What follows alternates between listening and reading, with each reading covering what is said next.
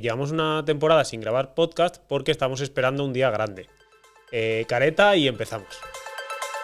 Algo para repostar.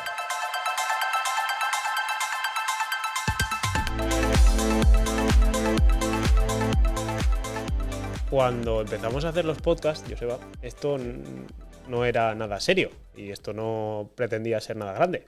Pero es que hoy tenemos a uno grande. A uno grande. Tenemos un invitadaco, Muy grande. Bueno, perdón, grandes sois vosotros. Y serios también, más que yo. O sea, serios no somos, en esta oficina no hay nada serio. Estamos con Xavier Lapich. ¿Cómo te definimos? Presentador, periodista. Periodista, eres presentador del programa En Jaque Soy de director y presentador del programa, sí. Que es posiblemente el programa de televisión en el que más hemos participado nosotros. Sin duda alguna. Sí, ¿no? En el que más. Sí. Y en el que más y mejor nos han dejado comunicar. Nos han dado la libertad y no nos han cortado, que es importantísimo. Porque entrevistas he dado muchas a distintos medios y de todo lo que he dicho me han dejado o han dejado lo que les ha parecido interesante. Sin embargo, en Jaque he podido decir lo que me ha salido y puedo decir que es el único medio con absoluta libertad con el que he podido hablar. Y de eso queríamos hablar, de por qué ciertos temas no se tratan en los medios de comunicación. Podemos poner un ejemplo. Nos llamaron de La Sexta para hacer un equipo de investigación sobre calidad de combustible y no pudimos mencionar ciertas marcas. No pudimos. Pues mira lo que me pasó a mí me pasó al revés. Porque yo no lo sabía cómo funcionaba el sistema de refinado en España, ¿no?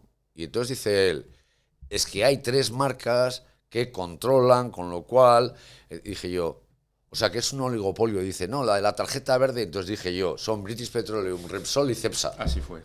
Sí, es verdad. Sí, entonces lo dije yo, porque claro, si no la gente le estás privando de una información, tiene que saber exactamente de qué estamos hablando. Yo desconocía eso.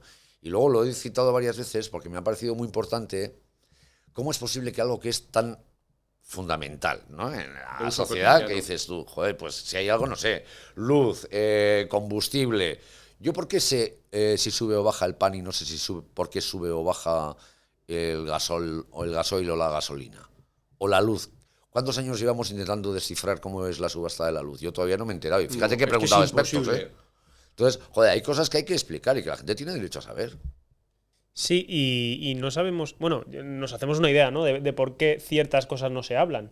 Quizá hay grandes poderes que invierten. ¿Hay intereses? Sí, hay intereses. Hay clarísimos intereses a los que son grandes empresas del sector, tanto eléctrico como energético en general, a las que no interesa que el ciudadano entienda la factura. De hecho, la primera vez que tú dijiste en la palabra oligopolio, nosotros nos quedamos asustados de decir, no se había dicho hasta ahora.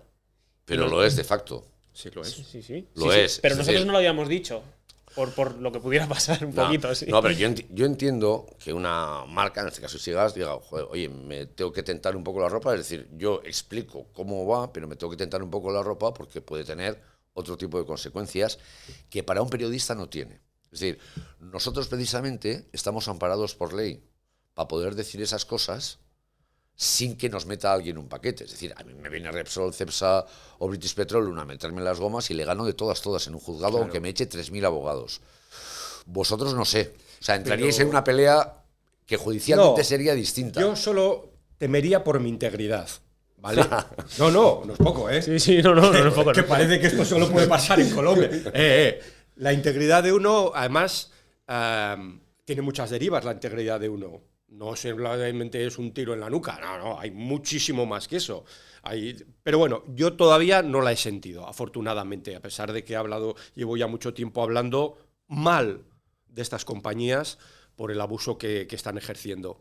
Pero en los periodistas es cierto que os ampara la ley, pero ¿y vuestra empresa, en este caso ETV, o sea, ponen publicidad estas grandes compañías, invierten dinero en las cadenas? Me imagino que en la gran mayoría sí. Y por lo tanto, ese peso específico que supone el ingreso que propician estas empresas, esto es una medida de presión. ¿No se habrá levantado el teléfono 1000 veces para decir, eso no lo emitas? Esto es un clásico. Es decir, en todas las empresas de comunicación hay una parte que es la puramente informativa y otra parte que es la accionarial, gerencia. Entonces, Marketing, es publicidad y demás. Sí. muy habitual la discusión entre el director de un programa y el director de la cadena. No estoy hablando concretamente de TV, que es un caso un poco peculiar porque es pública. Correcto. Pero yo he trabajado en la cadena SER, yo he trabajado en empresas privadas, he trabajado en ella. Y entonces es un clásico discutir sobre esto. Entonces yo suelo decir, mira, tú dedícate a tu parte, que es contratos laborales, saber cómo va, recursos, y déjame a mí manejar la información, que es la parte que a mí me toca. Y se produce siempre una discusión enorme. Es un clásico. Esto, pero está hasta en las películas, Sí. viene en muchos casos, ¿no? Claro, yo no sé hasta qué punto es discutible. Es una discusión que pasa, pero no sé hasta qué punto es discutible. Porque el redactor raso de cierto medio no puede acceder a esa discusión. Es imposición. Mira, Y eso me ha pasado a mí, trabajando en un medio privado. Redacta esto. Esto no es noticia. Redactas esto. Yo solo contar una cosa, lo voy a contar ahora. Yo cuando era cuando estaba dirigiendo el Boulevard de Radio Euskadi, tenía de director de Radio Euskadi Íñigo Camino. Y entonces nosotros dimos una noticia que sabíamos que no le iba a gustar a la gente, que era, ¿cómo es posible? Era la época en Euskadi de política muy dura, dije, ¿cómo es posible que en Euskadi no se pueda alcanzar ningún acuerdo importante para nada y en cambio se han puesto de acuerdo para mejorar sus condiciones laborales y salariales en el Parlamento Vasco? Que a mí no me parece mal, que se suban los sueldos de los políticos. Yo creo que tienen que estar bien pagados. Tiene que estar bien pagados, sí. Y entonces, a raíz de eso, me dice Íñigo Camino, me dice el director de Radio Euskadi, me llama. Y digo, ya verás, va a haber lío. Y me dice, has hecho muy bien no diciéndome nada. Porque si me dices algo, yo tengo que estar casi obligado a decirte, Xavi, no pises ese charco. Entonces, tú, cada vez que tengas que dar una noticia, piensa en qué me vas a contar a mí, justificando por qué tú crees que es una noticia que hay que darla. Y a partir de ahí yo he tratado de hacer lo mismo con los equipos. Nosotros somos 22 ahora en Jaque. Y cuando se monta algún lío, le digo, no. Cada uno tiene que ser responsable de lo que cuenta y por qué lo cuenta y ser capaz de justificar, oye, yo he hecho esto porque creía que efectivamente había que contarlo. Si yo digo, lo que acaba de decir Joseba es un oligopolio y él no se atreve a decirlo y a mí me llama la atención y digo, cuéntame que no es un oligopolio, porque yo lo veo clarísimo. O sea, hay que saber estar preparado ya de entrada y evitar los líos estos que dices tú, joder, un redactor, escríbeme esto. No, es que eso me ha pasado a mí con una noticia del Corte Inglés y Repsol. Tal cual. Pues fíjate. De todos modos, es que tú Una sabes. pareja discoteca. Ya ves. Eres un tío, a mí, yo creo, es que no conozco otro periodista que se meta en más charcos que tú. Y que no solamente tengas la capacidad de entrar a los charcos, sino que tengas jefes que te van cubriendo, que simplemente no te censuran, a mí me parece maravilloso. Ya sabemos que TV es una televisión pública, pero por encima hay políticos, ¿vale? Con hilos gordísimos que manejan y tal. Y que sigas, después de años en este programa, haciendo lo que te sale por la boca, me sorprende y me es realmente gratificante. Y hay muchísima gente, lo sé, que sigue el programa de En Jaque por ti y por el equipo. Yo bueno, tengo un por equipo. ti, por el equipo en general. Por el equipo, pero tenemos un equipo que es la leche. El no tener pelos en la lengua, hostia, esto no es habitual.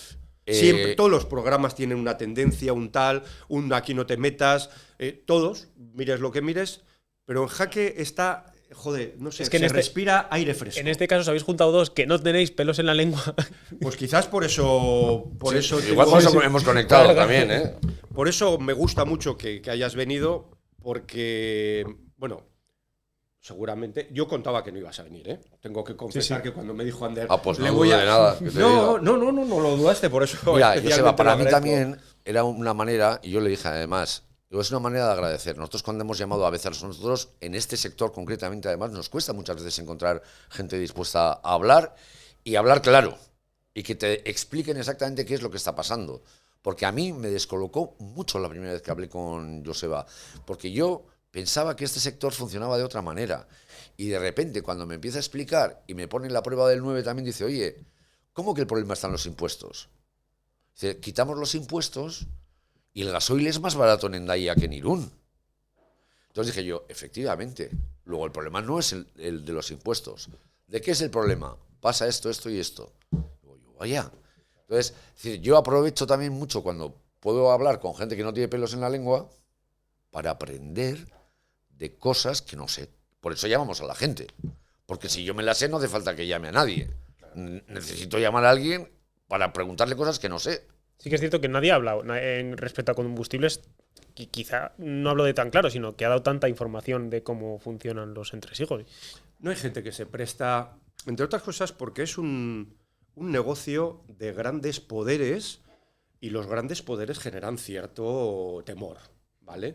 Entonces, yo la verdad es que desde que empecé a comunicar a hoy, ha pasado algún tiempo y me he ido soltando, he perdido ese miedo y eso me va muy bien. Pero aprovechando que has sacado el tema de los impuestos, te voy a contar lo que creo que va a suceder en un futuro y a ver qué opinas tú sobre ello.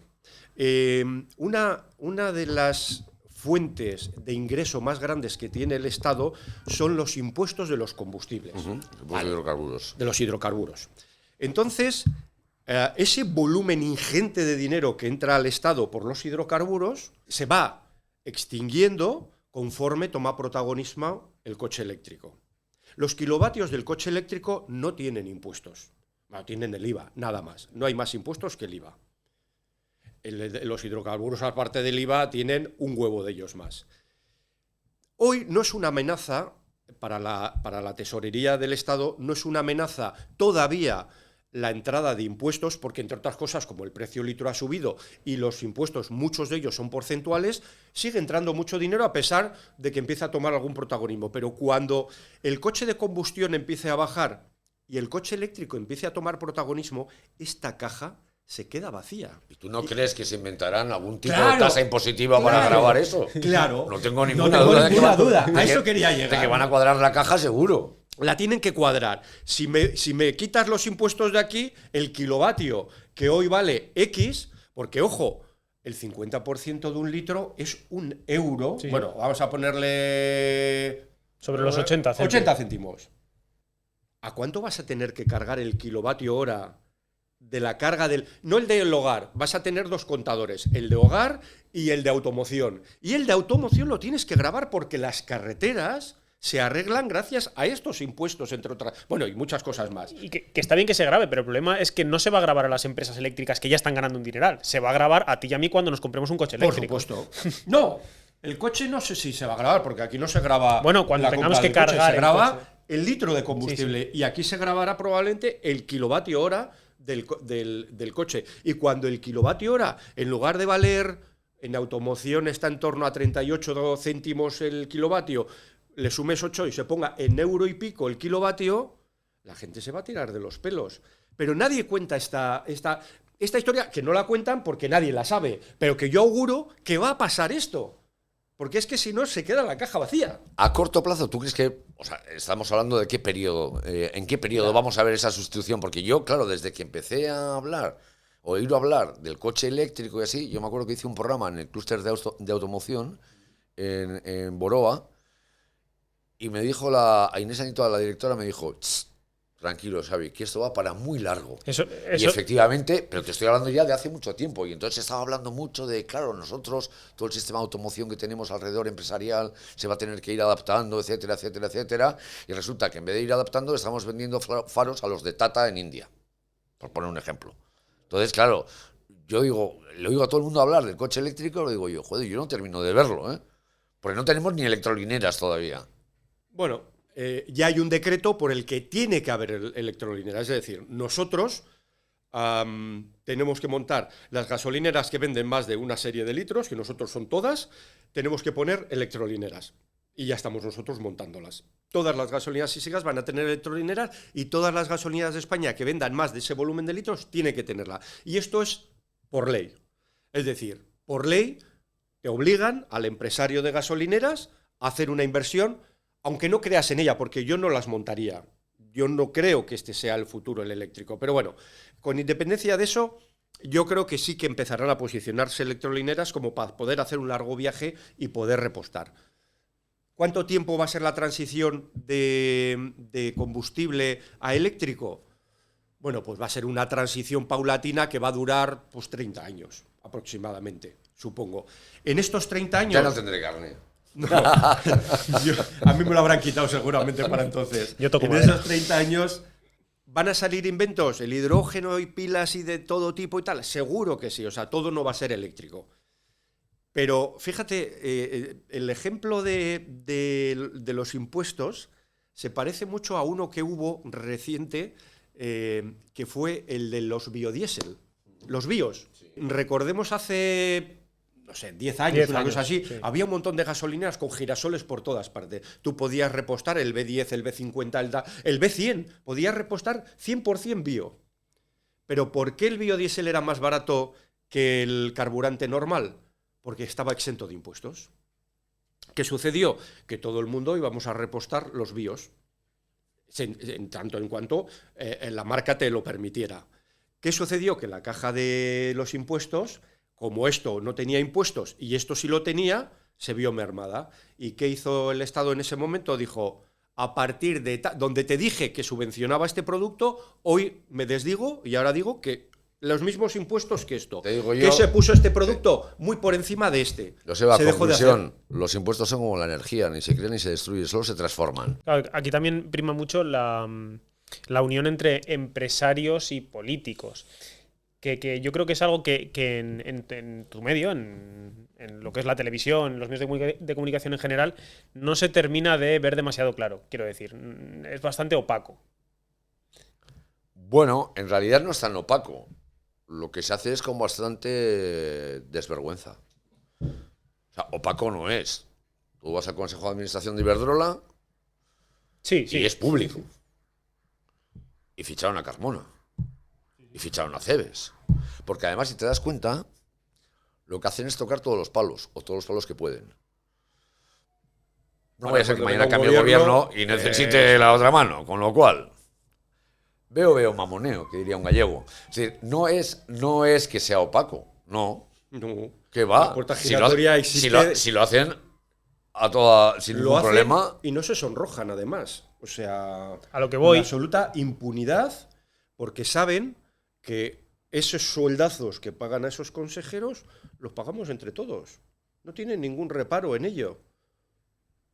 A mí me produce una vergüenza brutal. A lo que voy es que esta puede ser uno más de los motivos por los que en los medios de comunicación nos hablan de ciertos temas. Y al igual que hemos hablado del combustible, se hace de las eléctricas y se hace de 1000 temas más.